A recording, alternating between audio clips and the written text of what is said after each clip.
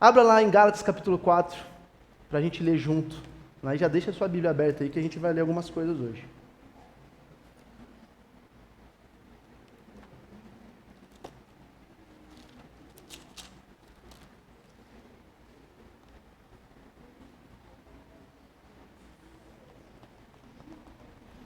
Se você não tem Bíblia, sente do lado de alguém que tem Bíblia.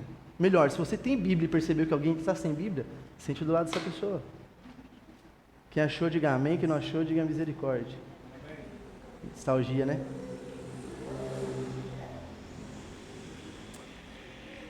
Todos prontos?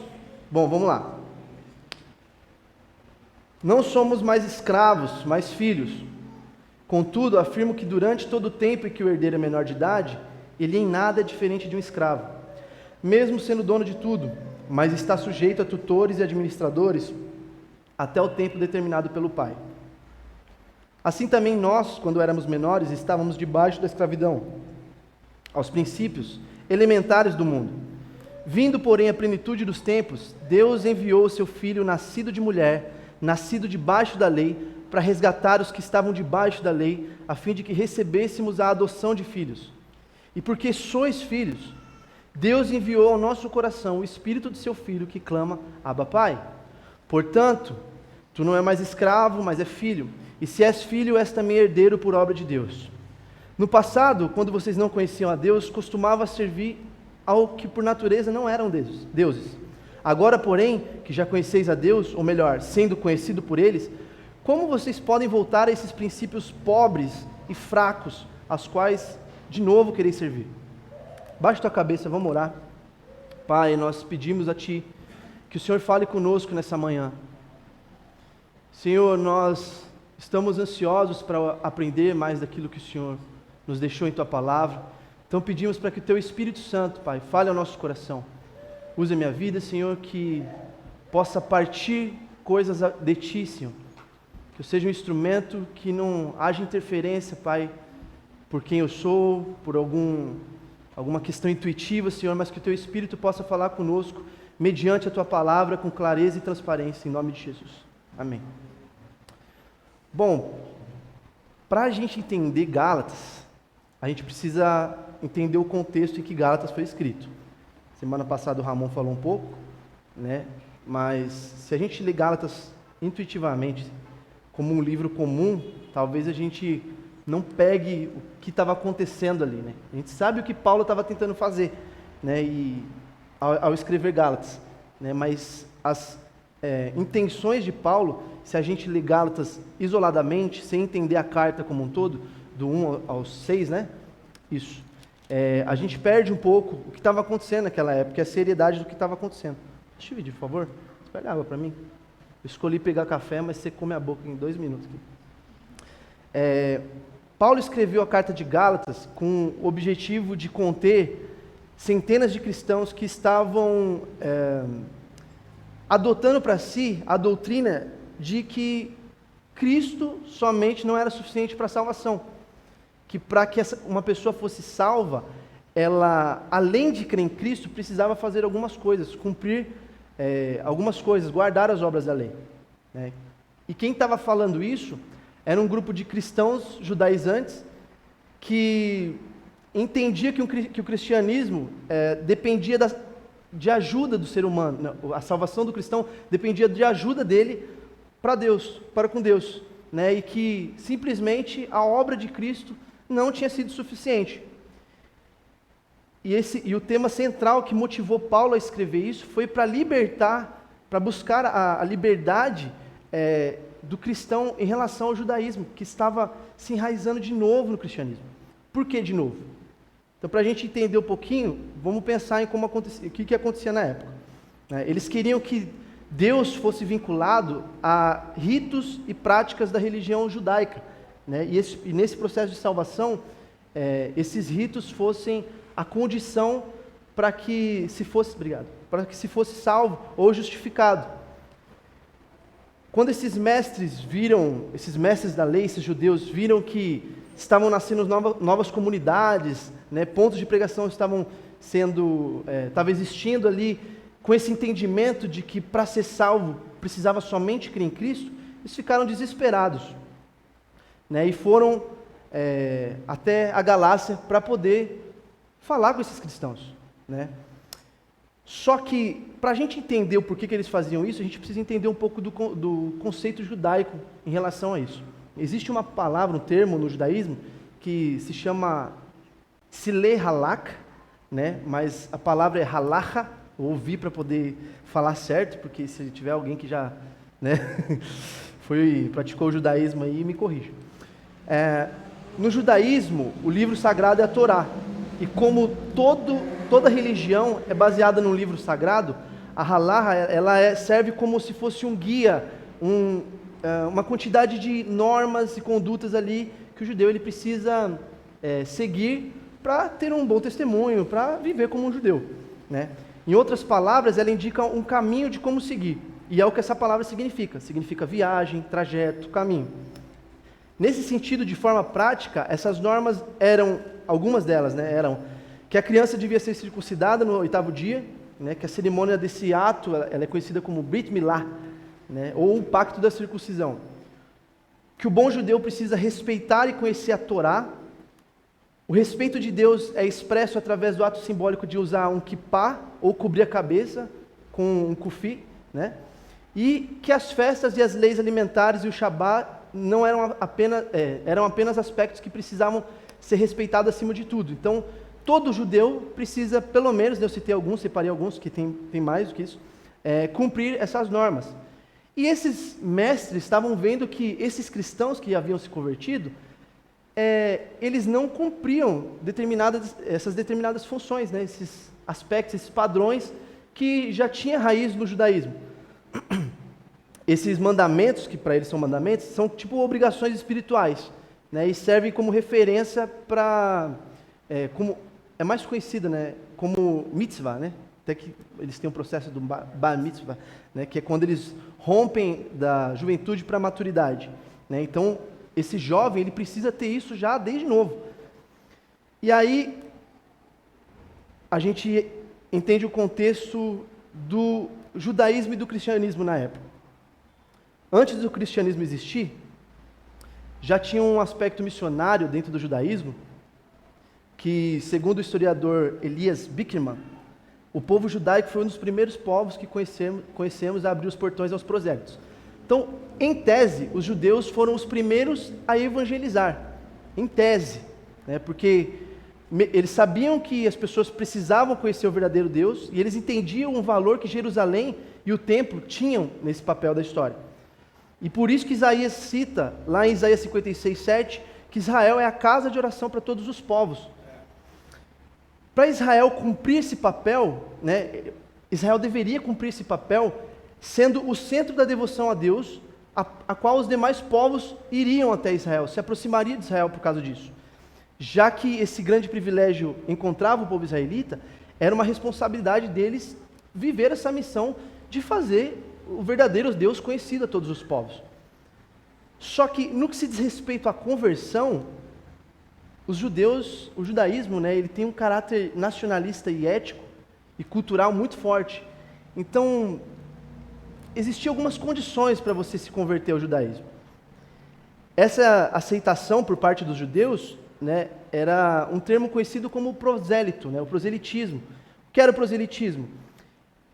O prosélito significa estrangeiro.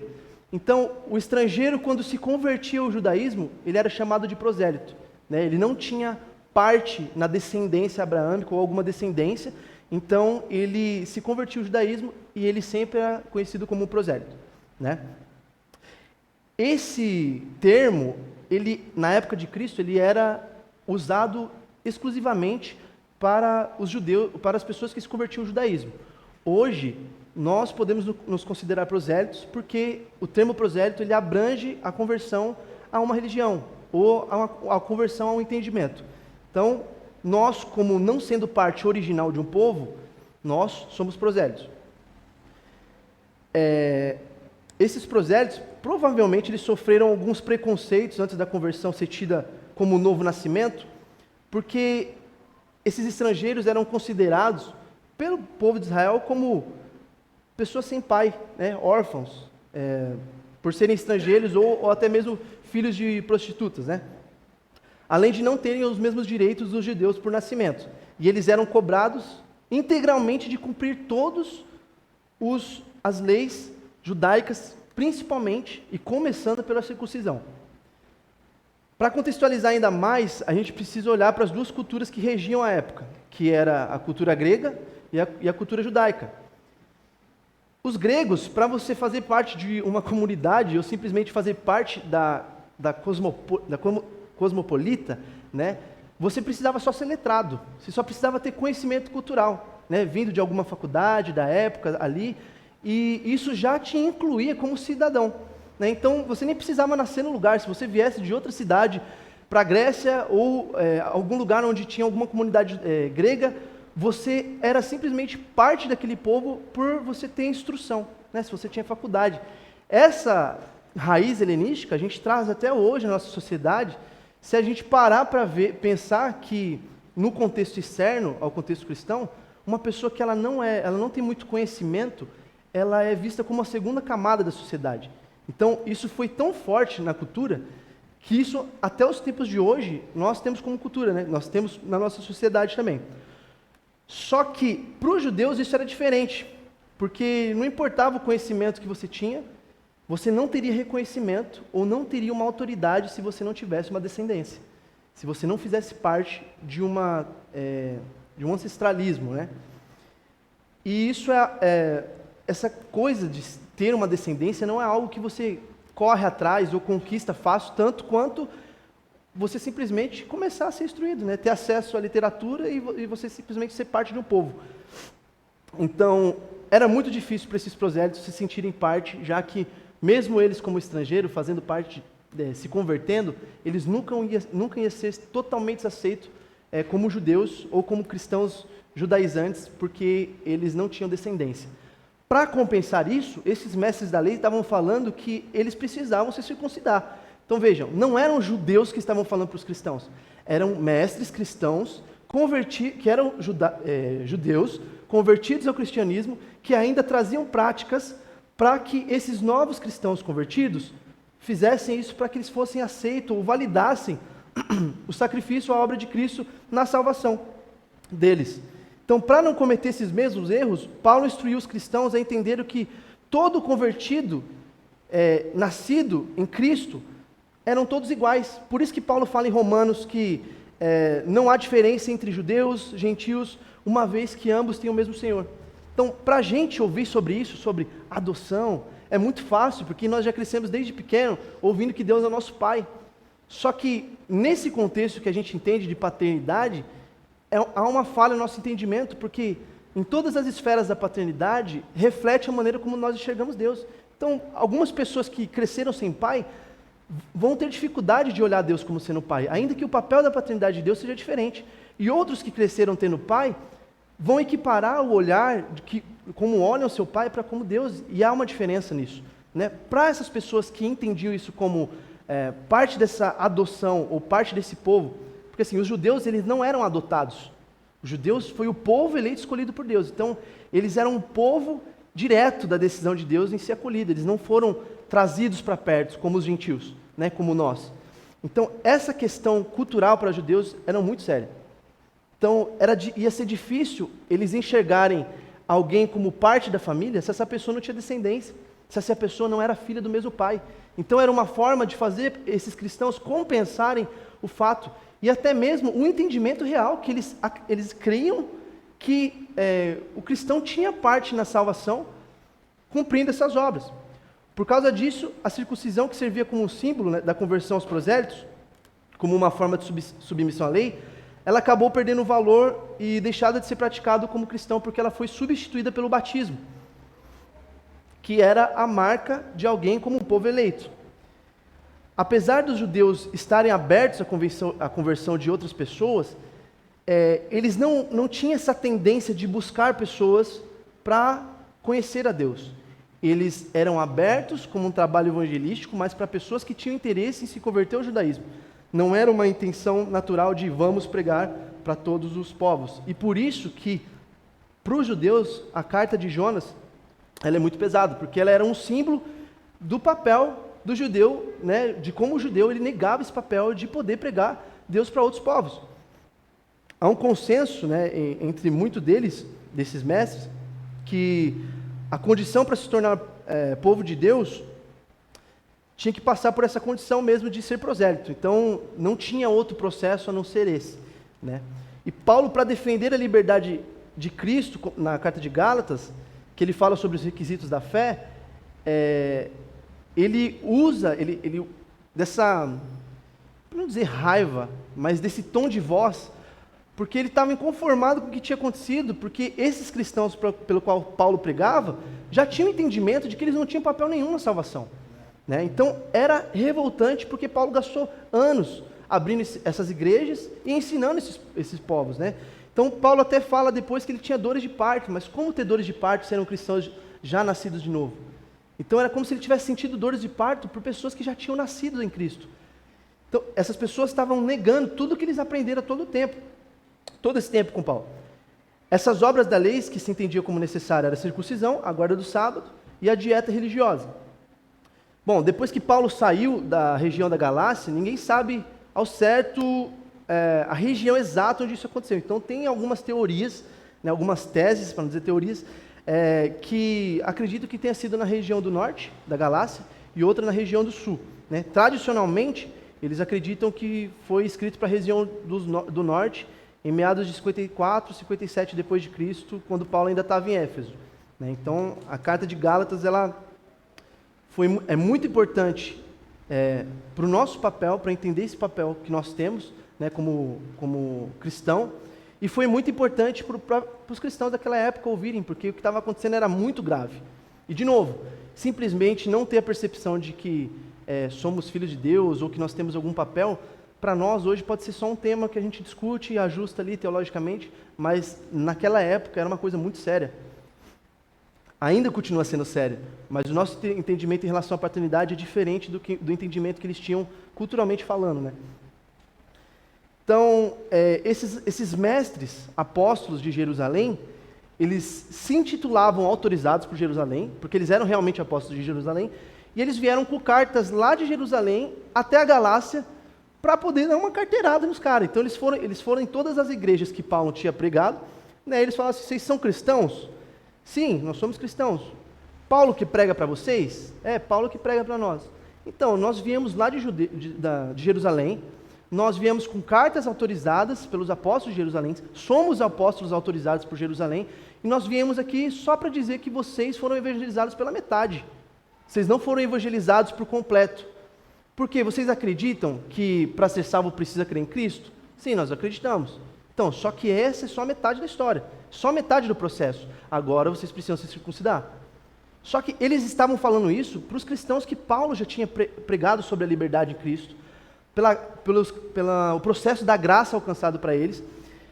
E eles começaram a falar de Paulo. Então, sobre Paulo ter falado sobre Moisés, sobre Paulo estar falando mal da lei, usavam isso como argumento para descredibilizar a pregação de Paulo, dizendo que o absurdo que os judeus não precisavam mais se circuncidar e que agora o cristão não precisava fazer nada porque Jesus já tinha feito tudo. Como assim o cristão não precisa fazer nada? Mas e a lei e os 10 mandamentos? O que a gente faz com isso? Então eles fundamentaram essa ida deles para dizer que Paulo tinha pregado pela metade o evangelho para eles.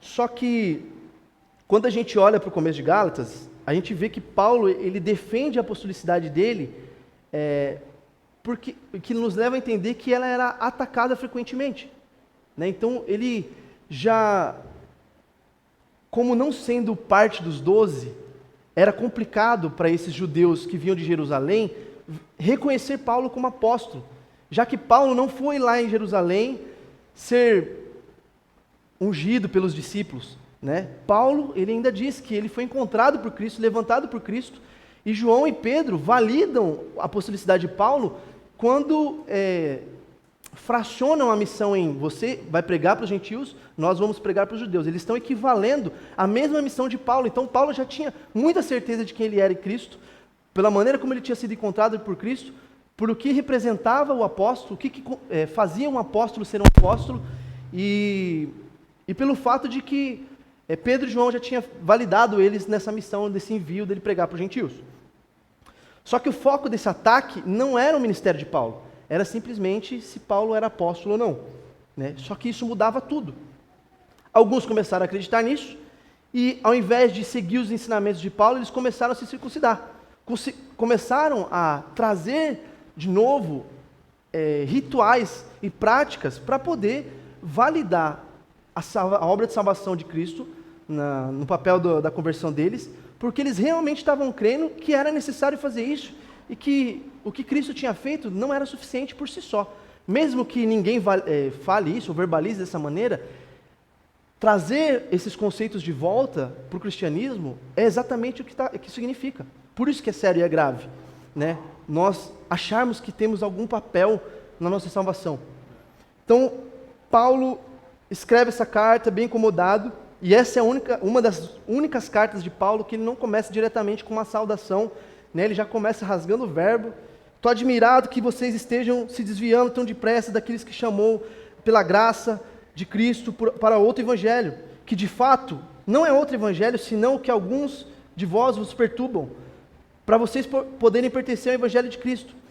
Paulo inicia sua carta afirmando essa autoridade que ele tinha como apóstolo de Deus, porque se a autoridade de Paulo tivesse sido questionada, era impossível que ele continuasse pregando a liberdade de Cristo, em Cristo, pela fé, né? Então, em Gálatas 4, lá no verso 1, ele começa assim, nós já lemos: contudo, afirmo que durante todo o tempo em que o herdeiro é menor de idade, ele nada é diferente de um escravo, mesmo sendo dono de tudo, mas está sujeito a tutores e administradores até o tempo determinado pelo pai. Assim também nós, quando éramos menores, estávamos debaixo da escravidão aos princípios elementares no mundo. O que significa isso? Naquela época, quando algum senhor não tinha herdeiros, filhos, eles adotavam escravos. Eles faziam esses escravos como herdeiros. Então, esses escravos, eles iam ter parte de tudo que era daquele senhor. Só que eles não iam ter acesso a isso até que eles alcançassem a idade de 25 anos. Então, até nesse tempo, esse herdeiro, ele era monitorado, ele tinha um tutor que ensinava ele, que cuidava dele, até os 25 anos, para ele poder ter direito a isso. Então, esse tutor era um escravo, e essa criança, mesmo sendo herdeira, continuava na condição de escravo, porque ela não tinha ainda alcançado a sua liberdade em nenhum modo, nem em ter posses, nem em ter bem, e nem em gerenciar alguma coisa que ela tenha recebido por parte desse senhor. Então, vindo, porém, à plenitude dos tempos, Deus enviou seu filho nascido de mulher, nascido debaixo da lei. Quando Paulo fala sobre ser nascido debaixo da lei, ele quer dizer que Cristo, que Jesus, nasceu literalmente debaixo da lei mosaica, estudando e aprendendo todos os passos que deveria se seguir para cumprir os mandamentos, tudo que ele precisava fazer, né? E ele foi o único que conseguiu cumprir perfeitamente toda a lei, o que nenhum ser humano poderia fazer. Então, a diferença, né, entre esses incrédulos que eram herdeiros de Cristo, menor de idade, essa analogia que foi feita, né, no versículo 1 e 2, é porque eles não tinham um relacionamento com o seu Senhor. Esses cristãos não têm um relacionamento com o Senhor. Então, se nós não temos relacionamento com Cristo, nós ainda estamos debaixo da lei, porque o relacionamento com Cristo foi validado pelo envio do Espírito Santo a nós, que nos trouxe a filiação e o entendimento de que somos filhos. Essa é a diferença para um cristão incrédulo, que acha que tem algum papel na salvação. A segunda diferença desses cristãos que recebem a adoção é que eles não são filhos de sangue, mas eles são co-herdeiros, eles são parte da filiação de Deus por parte de Jesus Cristo. Então, a única filiação natural de Deus é Jesus, né? Todos nós somos adotados, inseridos nisso. Nós somos filhos de Deus, tá? Já vou dizer isso para você não ficar com dúvida. Somos filhos de Deus. Mas no que se diz respeito aos termos e às condições para a gente entender a preciosidade da adoção e da filiação de Deus para conosco, a gente precisa entender e poder pontuar esses detalhes. Então, assim, essa relação que nós temos com Deus é que valida a nossa filiação, porque demonstra intimidade. E a intimidade, na época da lei, não acontecia. A intimidade veio através do Espírito Santo, que em nós nos faz clamar Abba Pai. E Abba Pai é um termo que indica a intimidade com o Senhor, do Filho para com Deus, que só pôde existir através do Espírito Santo. Então, tem caminhos que não se consegue acessar na filiação se a gente não entender o que é que nos faz ser filho de Deus. E quem é o papel do Espírito Santo nessa história, qual é o papel de Cristo nessa história e o papel de Deus Pai nessa história. O apelo de Paulo aos membros da igreja da Galácia era que a pessoa que tentava ser justificada por Deus, por obras, é um servo da lei. Se ela é um servo da lei, ela continua sendo escravo. Mas aquele que é justificado pela fé em Cristo não é mais escravo, mas é filho, com direitos, sendo herdeiro dos infinitos tesouros de Deus. Você entende a importância de nós entender o nosso papel como filhos de Deus? Nós temos acesso às riquezas ao Senhor. Essa riqueza não diz respeito só a riquezas literais, também diz respeito, mas principalmente a riqueza de termos acesso a Deus, como filhos, como poder chamar Deus de Pai. Gente, essa era uma condição que nós nunca alcançaríamos se não fosse Jesus. Nós não tínhamos opção de olhar Deus e falar: Deus, agora eu acho que você é pai e eu me sinto filho. Não, é diferente do que a gente entende como os títulos que a gente dá hoje na nossa atualidade. Eu me sinto um cachorro, eu sou um cachorro. Né? Eu me sinto assim, eu sou assim. Não existe isso no papel da filiação. Nós não poderíamos naturalmente nos sentir filhos e Deus nos olhar como filhos só porque a gente se sentia filho. Foi necessário que nós fôssemos adotados por Jesus, por Deus através de Jesus, que essa obra de Cristo nos trouxe. Nós vamos entrar mais em detalhes para a gente entender a seriedade e a preciosidade que é essa adoção. Essa realidade dos galácios não está muito diferente daquilo que a gente vive hoje. Por isso que essa carta, apesar de ela ter um contexto totalmente cultural, ela também reflete muito aquilo que a gente vive hoje. Porque existem muitos cristãos que verbalizam que acreditam na salvação mediante a fé, mas a dinâmica e a prática da vida deles diz totalmente o contrário.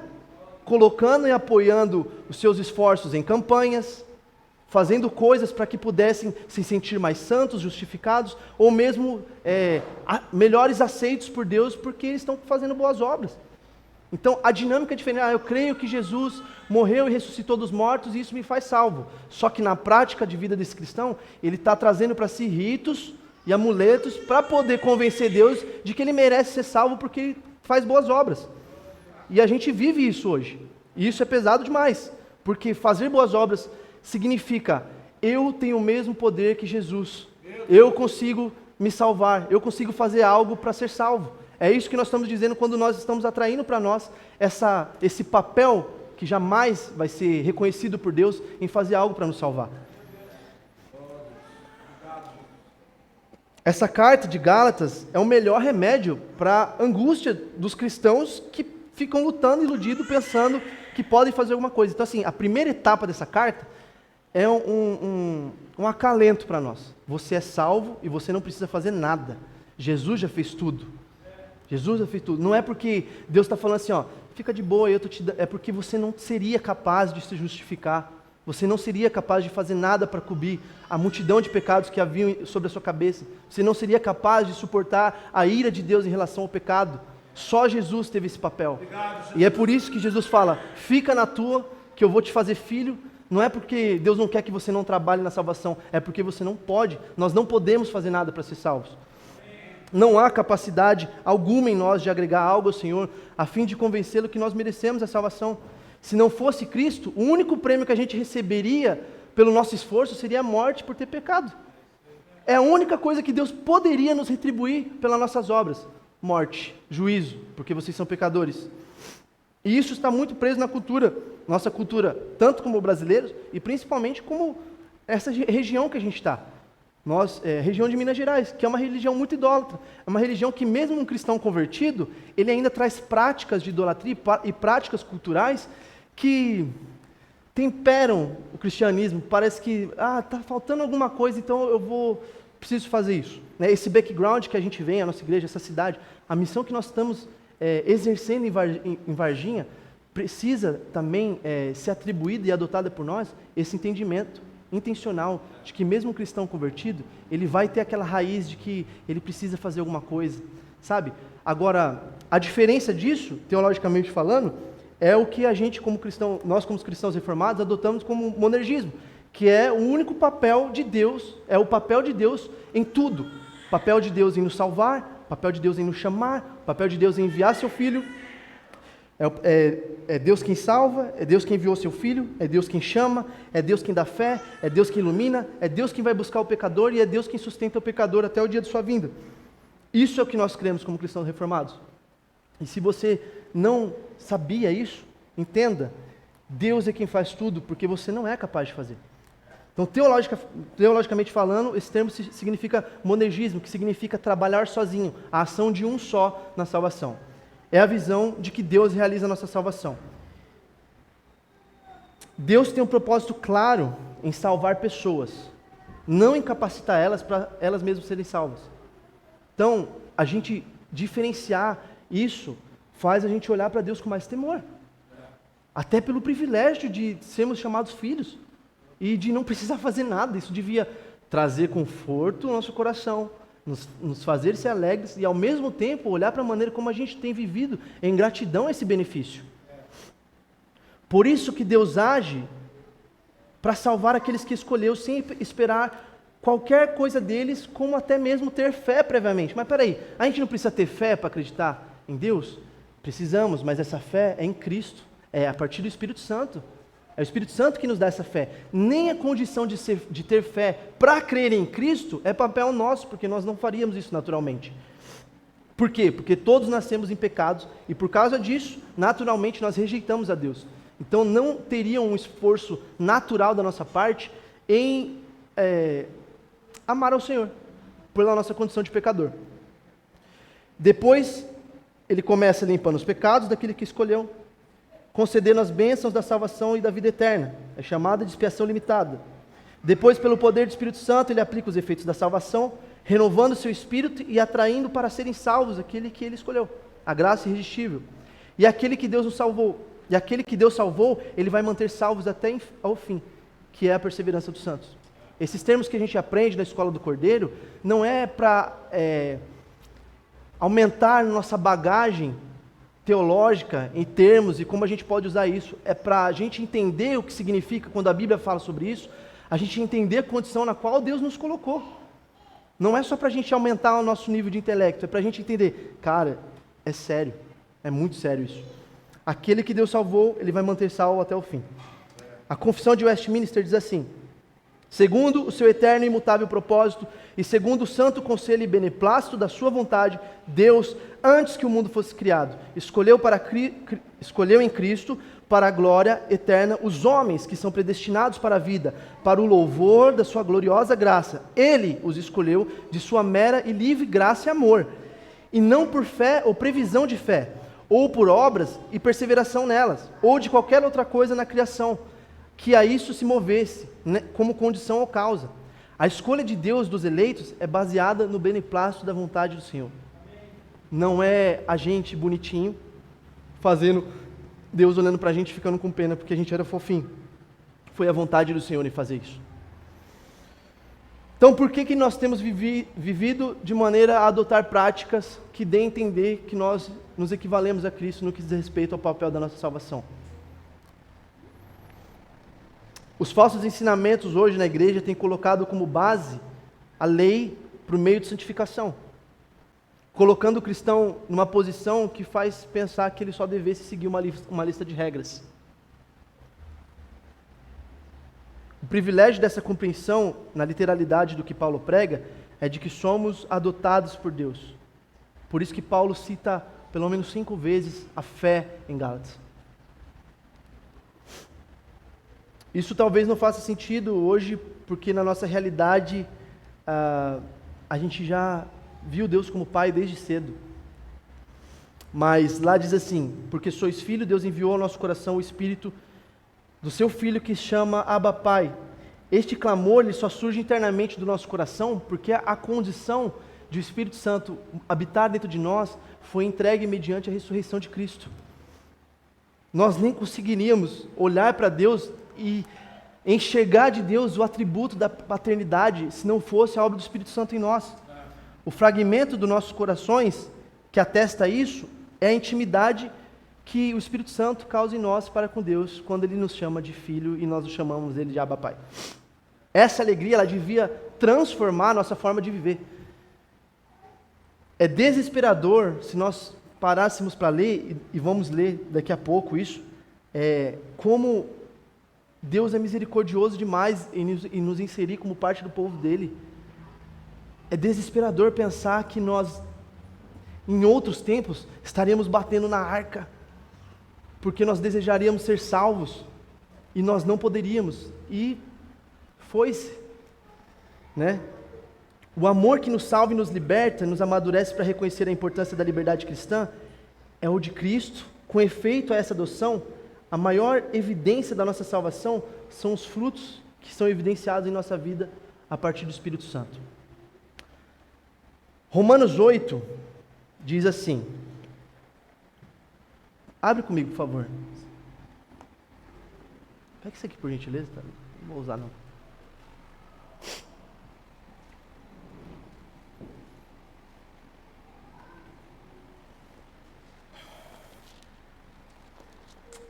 Minha Bíblia está na versão diferente. Não, eu tenho a referência aqui. Portanto, agora já não há condenação alguma para os que estão em Cristo Jesus. Preste atenção nessas palavras, tá, gente? Não lê mais como um textinho de Romanos, não, que você lê no teu café da manhã. Preste atenção nisso. Portanto, agora já não há condenação alguma para os que estão em Cristo Jesus, porque a lei do Espírito da vida em Cristo Jesus te livrou da lei do pecado e da morte. Pois o que para a lei era impossível, visto que se achava fraca por causa da carne, Deus o fez na carne, condenando o pecado e enviando o seu próprio Filho em semelhança da carne do pecado, como sacrifício pelo pecado, para que a justa exigência da lei se cumprisse em nós, que não andamos segundo a carne, mas segundo o Espírito. Os que vivem segundo a carne pensam nas coisas da carne, mas os que vivem segundo o Espírito, nas coisas do Espírito, pois a mentalidade da carne é morte, mas a mentalidade do Espírito é vida e paz. A mentalidade da carne é inimiga de Deus, pois não está sujeita à lei de Deus e nem pode estar. Os que vivem na carne não podem agradar a Deus. Vós, porém, não estáis sob o domínio da carne, mas o Espírito de Deus. Se é que o Espírito de Deus habita em vós, isso quer dizer, se alguém não tem o Espírito de Cristo, não pertence a Cristo. E Cristo está em vós. Embora o vosso corpo seja mortal, por causa do pecado, o Espírito é vida por causa da justiça. E se o Espírito daquele que ressuscitou Jesus dentre os mortos habita dentro de vocês, imagodei, aquele que ressuscitou Cristo Jesus dentre os mortos, há de dar vida também aos vossos corpos mortais, pelo seu Espírito que em vós habita. Portanto, irmãos, somos devedores não à carne, para vivermos segundo a carne. Porque se viverdes segundo a carne, vocês vão morrer. Mas se pelo Espírito mortificardes as práticas do corpo, vivereis. Pois todos os que são guiados pelo Espírito de Deus são filhos de Deus, porque não recebeste um espírito de escravidão para nos conduzir ao temor, mas um Espírito de Deus, pelo qual clamamos, Abba, Pai. O próprio Espírito dá testemunha ao nosso espírito que nós somos filhos de Deus.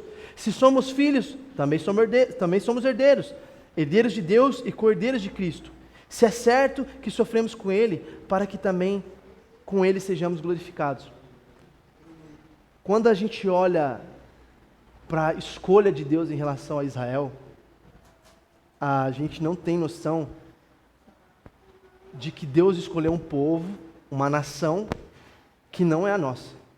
Deus não escolheu ser o Deus dos brasileiros como povo. Deus não veio morrer para o povo brasileiro. Deus não veio morrer para o povo americano, para o povo europeu. Deus veio morrer para os judeus.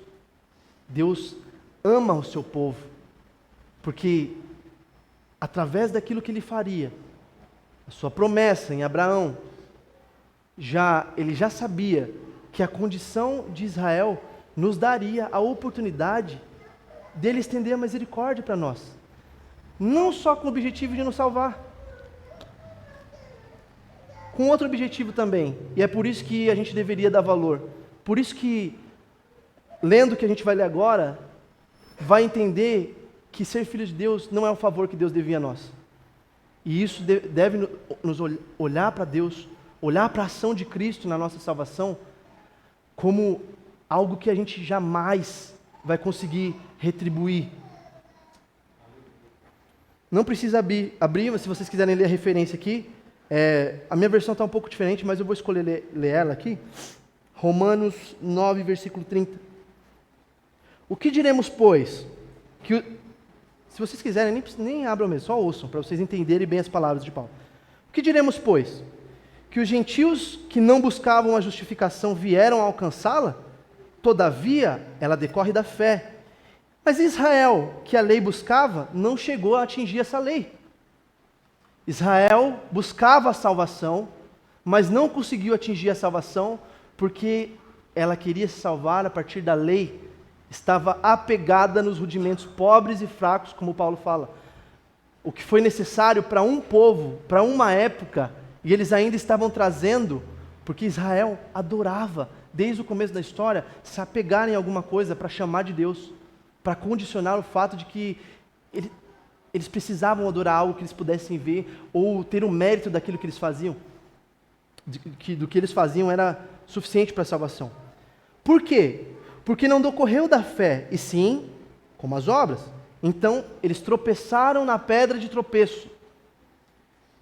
E como está escrito, eis que põe em Sião uma pedra de tropeço e rocha de escândalo, e aquele que nela não crê, que nela crê, não será confundido.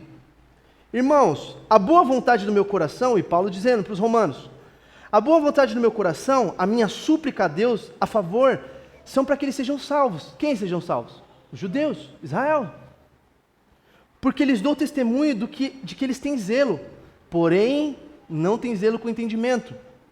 Porquanto, desconhecendo a justiça de Deus e procurando estabelecer sua própria, não se sujeitaram à vontade que vem de Deus. Porque o fim da lei é Cristo, para a justiça de todo aquele que crê.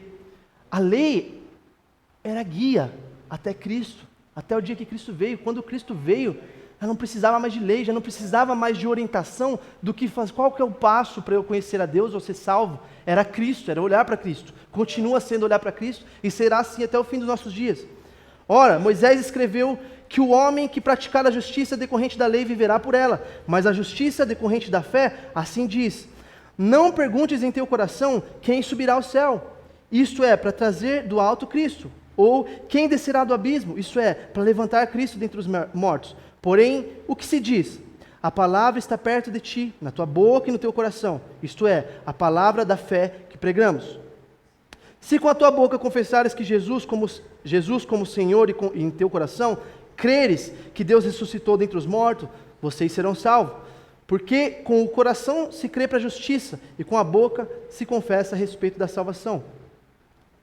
Ele continua. E aí ele diz assim, em Romanos 11. Eu estou pegando Romanos porque assim, tudo que Paulo ensinou aos Galácios, aos Gálatas, né, na carta de Gálatas, era a mesma mensagem. Paulo pregava a salvação para os gentios. Por quê? Porque naquela nação, culturalmente, a salvação se vinha para um povo. Então, os próprios judeus não aceitavam na plenitude de que haveria outro povo que seria entendido como filho ou fazer parte de uma promessa, já que esse povo não tinha descendência.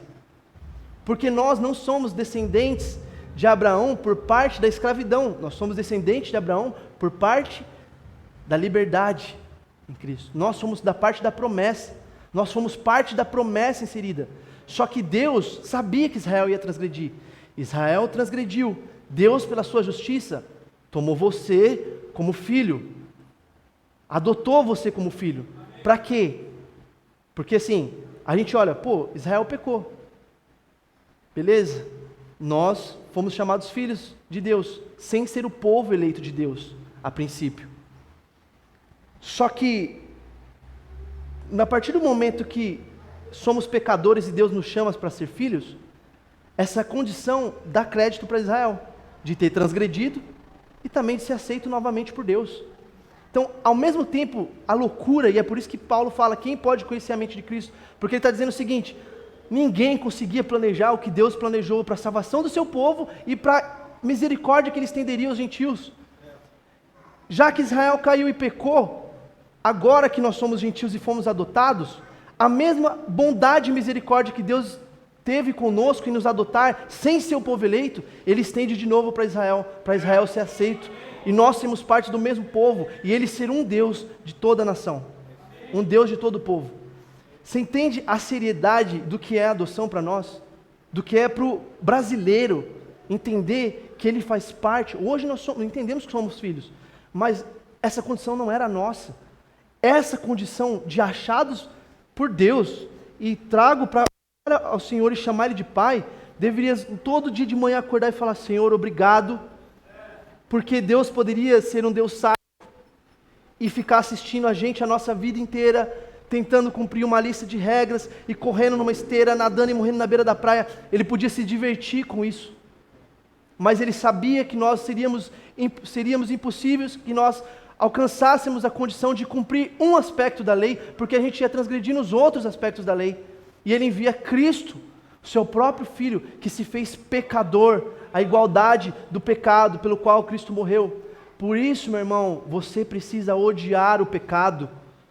Você precisa odiar a condição que tenta lembrar em você de que você não é parte desse povo.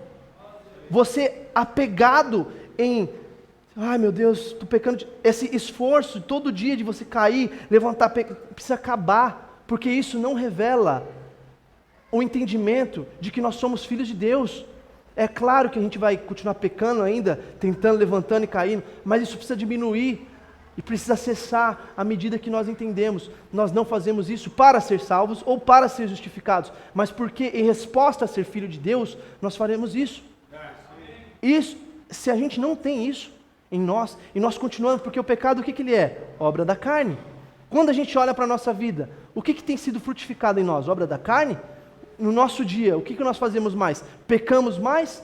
Ou identificamos em nós fruto de justiça e arrependimento? Ou fruto do Espírito Santo? Porque essa condição é que nos evidencia como filho de Deus.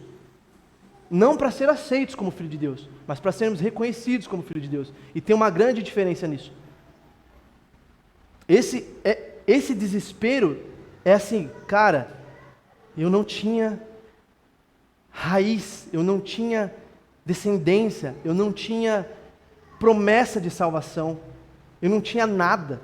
Deus escolheu salvar um povo, mas por misericórdia de Deus, Ele nos incluiu nesse plano e simplesmente nos decidiu chamar de povo. E o que Paulo fala? Deus fez isso para que Ele causasse ciúmes em Israel. Eu não vou dizer que é a única condição, mas Deus estabeleceu que um povo seria adicionado à sua descendência, para que ele colocasse nesse povo uma paixão que causaria ciúmes na nação de Israel. Qual que é o teu papel em resposta ao que Deus fez com você? Tua missão? Viver uma vida que causa ciúmes. Que causa ciúmes pela sua devoção a Deus. Isso, se tua vida não está baseada nisso, nesse exercício, nesse esforço, nós estamos pegando tudo aquilo que Cristo fez, simplesmente anulando. Não que fosse possível a gente anular, mas nós estamos saindo dessa condição de estar debaixo da vontade, da soberania do Senhor e nos adicionar como filho.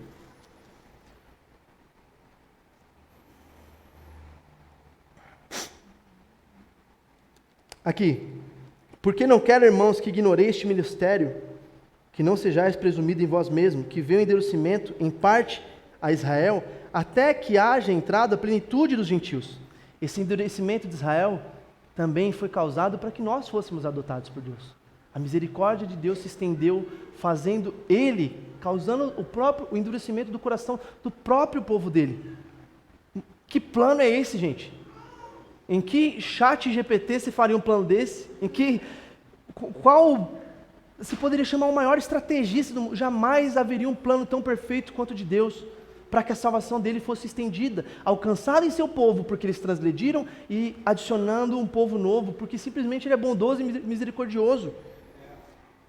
Virá de Sião o libertador, e ele apartará de Jacó as impiedades. Esta é minha aliança com ele, quando eu tirar os meus pecados. Quanto ao evangelho, são eles inimigos por causa vossa. Israel é inimigo de Deus porque Deus adicionou um povo que causa ciúmes nele. O comportamento de um cristão adotado pelo Senhor torna a condição e o comportamento de Israel inaceitável a Deus, já que nós fomos chamados por meio de fé para viver uma vida que glorifique ao Senhor. Israel ainda tem um coração endurecido, tentando fazer a sua própria salvação baseado nas suas próprias leis. Enquanto isso, meus irmãos, nós, o povo escolhido na adoção para viver uma vida de fé, entende? Para os judeus era difícil compreender, mas e Abraão? Só que, cara, a incoerência deles, porque Abraão primeiro creu em Deus, depois ele foi circuncidado por um símbolo. Não foi o contrário, Abraão se circuncidou e veio a promessa de Deus a Abraão por causa do símbolo que ele tinha feito na própria carne. Não, primeiro Abraão creu. Esse creu nos inclui na filiação de Abraão por causa da fé. Então, qual que é a natureza do nosso comportamento por causa dessa aliança? A fé de crer que somos salvos em Cristo. Amém. Os judeus, eles devem ter fé em Cristo? Sim, mas eles também sabem que são salvos por parte da descendência que eles têm, porque Deus escolheu desde o começo salvar o seu povo. Porque os dons e a vocação de Deus são irrevogáveis, porque assim como vós também outrora foste desobediente a Deus, mas agora alcançaste a misericórdia à vista da desobediência deles. Por que nós alcançamos misericórdia? Porque Israel se virou contra Deus. Assim também estes agora foram desobedientes para que igualmente eles alcançassem a misericórdia que foi concedida a vocês. Deus é perfeito. Porque Deus a todos encerrou a desobediência, a fim de usar de misericórdia para com todos. E aí Paulo fala, porque quando ele entendi, foi a mesma coisa, eu estava tomando café, estava lendo com a Ana, e eu fiquei assim, meu Deus, explodiu na minha cabeça. E aí logo na hora que pensei isso, Paulo fala, ó profundidade da riqueza, tanto da sabedoria como do conhecimento de Deus, quão insondáveis são os seus juízos e quão inescrutáveis os seus caminhos. Quem, pois, conheceu a mente do Senhor? Quem foi seu conselheiro? Quem deu para Deus esse plano? Porque dele, por ele e para ele são todas as coisas. A ele, pois, a glória eternamente. Amém. Quando você cantar isso, não cante porque você está achando, meu trabalho é para o Senhor. Claro, isso inclui o simples fato de que você é dele, e tudo que você tem é dele. Mas quando você cantar a ele a glória, o louvor, porque tudo é para ele, tudo é por ele, é porque todo o plano dele se converteu em adicionar uma grande família que pudesse viver, pudesse ser chamado filhos, para que você pudesse olhar para Deus e dizer, Pai, Abba Pai, Paizinho, com intimidade. Antigamente existia algo inacessível que permeava a Deus e que nós não poderíamos estar diante da presença de Deus, ou correr, ou subir, ou pular, ou voar, para alcançar esse muro que nos separava de Deus. Não seria possível que nenhum esforço que a gente fizesse nos faria chegar até o Senhor, até mesmo porque se nós conseguíssemos, nós seríamos consumidos. Sou eu ou é bateria? Está falhando? Nós seríamos consumidos simplesmente por ser feito pecadores e porque Deus é santo. Mas Deus enviou seu Filho, que abriu um caminho para que a gente pudesse acessar a Ele. Eu pergunto para você hoje, o que você tem feito com esse caminho? A porta está aberta, porque a porta está aberta, você tem decidido viver do seu jeito, porque a qualquer momento você pode entrar pelo caminho? Ou você tem vivido em gratidão, e uma vez que você não é mais um filho imaturo, você tem a obrigação de poder proclamar a salvação de Deus para outras pessoas. Isaías fala, se a gente não pregar, como é que eles vão ouvir? É necessário que pregue a palavra do Senhor, é necessário que ouçam, para que eles conheçam a obra que foi feita em Cristo Jesus. Nós precisamos viver uma vida que frutifique e evidencie o entendimento de que nós realmente estamos conscientes no nosso papel de filhos. Diferente disso, a gente está vivendo porque a gente simplesmente cresceu ouvindo o pastor dizendo: Deus é teu pai. Você precisa chamar ele de Deus de pai. Deus não é teu pai para você pedir bênção de manhã, para você pedir alguma coisa somente. Cara, Deus é teu pai porque ele te fez parte do povo dele.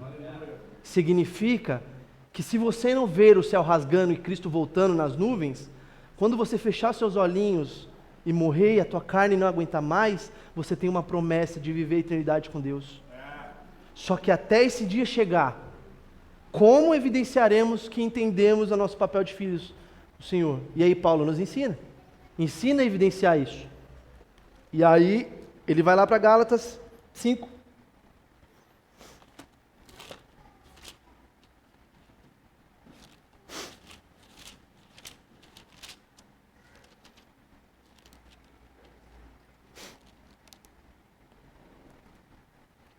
A partir do 13.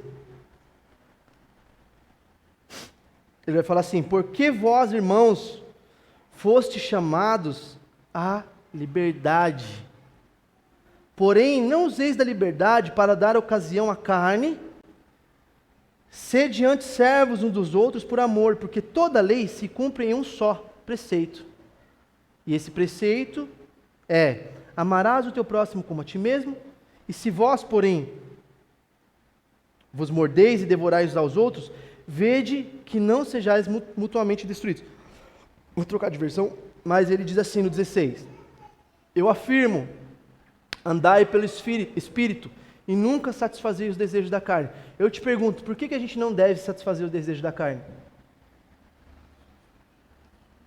Porque como filhos, essa não é a resposta mais de quem vive embaixo da lei, quem vive a escravidão, tentando cumprir por força na nossa carne. Quando Paulo fala isso, ele fala na carne no que se diz respeito ao pecado, mas também na prática cultural que tinha na circuncisão, na própria carne.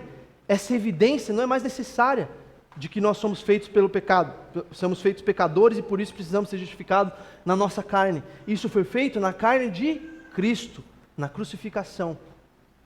Cristo já cumpriu esse papel. E ele continua. E aí, esses são os passos práticos da aplicação dessa palavra no nosso dia a dia, para que a gente entenda esse papel verdadeiramente como filhos de Deus.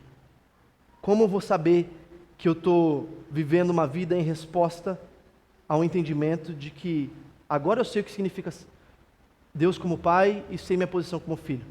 Ele fala: vocês vão ser guiados pelo Espírito. E se vocês são guiados pelo Espírito, significa, e isso é um bom sinal, que nós já não estamos mais debaixo da lei. As obras da carne, elas são evidentes. A resposta de que você era pecador era evidente nos frutos que a tua carne revelava, que eram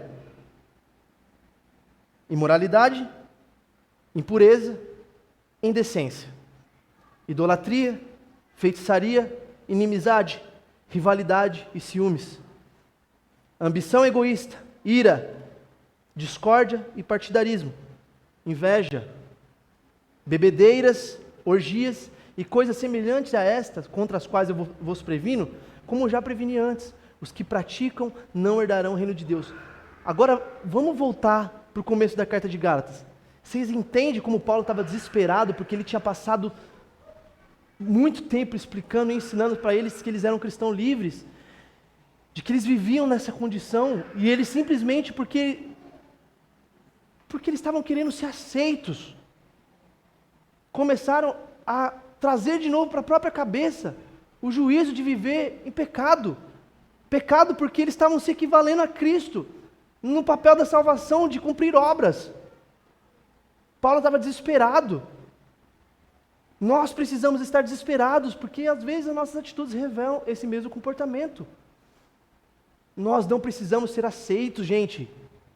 Você não precisa viver uma vida santa para você olhar para a tua santidade e falar: olha, meu Deus, como eu sou crente, Olha tudo que eu faço, isso aqui é para você, é para a tua glória, eu vou para o culto todo domingo, eu jejuo, eu leio a Bíblia, eu pago meus impostos, pago as minhas dívidas, isso me torna um bom cristão, e porque eu sou um bom cristão, Cristo olha para mim e fala, nossa, você cumpre bem os seus deveres de cristão, venha, faça parte do meu povo. Não, não é isso.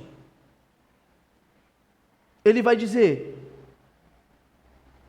o fruto do Espírito, e a evidência de que você entendeu o teu papel como filho de Deus, é você identificar em si mesmo, através do Espírito Santo, obviamente, porque nós não produziríamos isso sem Espírito. E entenda, é por causa do Espírito em nós que isso acontece. Não é porque mesmo depois que Jesus Cristo morreu e ressuscitou dentre os mortos, agora a condição mudou, simplesmente porque nós começamos a ter vontade de fazer isso. Não, o Espírito de Deus foi enviado a nós. O Espírito de Deus foi enviado a nós. E esse Espírito que nos guia é o que nos evidencia que entendemos esse papel de filho na adoção, que é o amor, a alegria, paz, paciência, benignidade, bondade, fidelidade, amabilidade, domínio próprio. Contra essas coisas não existem leis. Os que são de Cristo, Jesus, já crucificaram a carne juntamente com suas paixões e seus desejos. Se vivemos pelo Espírito, andemos também sob a direção do Espírito.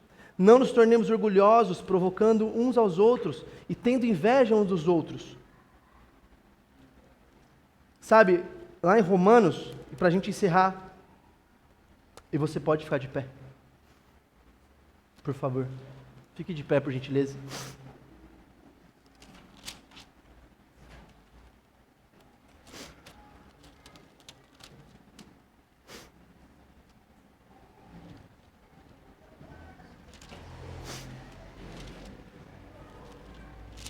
Ele diz assim,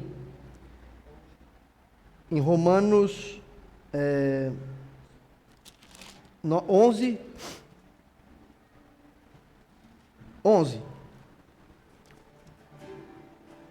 Gente, tudo isso está na sua Bíblia. Pergunto, pois, porventura tropeçaram para que caíssem? De modo nenhum. Mas pela sua transgressão veio a salvação aos gentios para pô-los em ciúmes. Ora, se a transgressão deles redundou em riqueza para o mundo e seu abatimento em riqueza para os gentios, quanto mais a sua plenitude. Dirijo-me a vós outros que sois gentios, visto pois que eu sou apóstolo dos gentios e glorifico o meu ministério, para ver se de algum modo posso incitar a emulação do meu povo e salvar algum deles. Paulo desesperado, tipo assim, os judeus também precisam entender isso. Porque se o fato de terem sido eles rejeitados trouxe a reconciliação para o mundo, o que será o restabelecimento se não a vida entre os mortos? Gente, se a queda dos judeus fez a gente ser chamado filho, o que dirá a restauração de judeus em reconhecer o Messias, em reconhecer a vinda do Messias? O que trará de benefício para nós isso? Essa precisa ser o nosso clamor. Isso tudo se resume na maneira como nós vivemos, os frutos evidenciados do Espírito, que evidenciam um povo que causará ciúmes à nação, não para que a gente se vanglorie. Isso não é para você olhar para Israel e dizer, olha, eu sou adotado e eu creio mais que você. Isso que eu estou falando, Paulo fala, porque isso é possível no entendimento. Ele diz assim, se forem santas primícias da massa, igualmente o será a sua totalidade. Se for santa a raiz, também os ramos serão. Se porém alguns dos ramos forem enxertados em meio deles e te tornaste participante da raiz e da seiva da oliveira, não te glorie contra os ramos. Ele está dizendo assim, vocês foram enxertados, os ramos é Israel. Se vocês sendo enxertados também se alimentam da seiva, que é Cristo, e a salvação, não se glorie contra os ramos que ainda não entenderam isso, que se alimentam porque são ramos, mas que ainda não entenderam o benefício disso. Por vossa causa, quanto porém à eleição, amados, por causa dos patriarcas. Ele diz assim, não te glories contra os ramos, porém se te gloriares, sabe que não és tu quem sustenta a raiz, mas é a raiz quem te sustenta. Dirá, pois, alguns ramos foram quebrados para que eu fosse enxertados. Então assim, Paulo já está lidando com o ego de quem entendeu que só foi adicionado à família de Deus porque Israel caiu. Ele está dizendo assim, agora eu sei que eu fui enxertado porque um dos ramos foram quebrados. Mas ele diz assim: bem, pela sua incredulidade foram quebrados. Tu, porém, mediante a fé, está firme. Não te ensoberbeças, mas tema. Porque se Deus não poupou os ramos naturais, Ele também não te poupará. Considerai, pois, a bondade e a severidade de Deus para os que caíram, severidade. Para os que permanecem, bondade. E se nelas permanecerem de outra sorte, também, e se nelas não permanecerem de outra sorte também, tu serás cortado. Eles também não se permaneceram na incredulidade e serão enxertados, pois Deus é poderoso para enxertá-los de novo. Ele está falando do seu povo, Israel.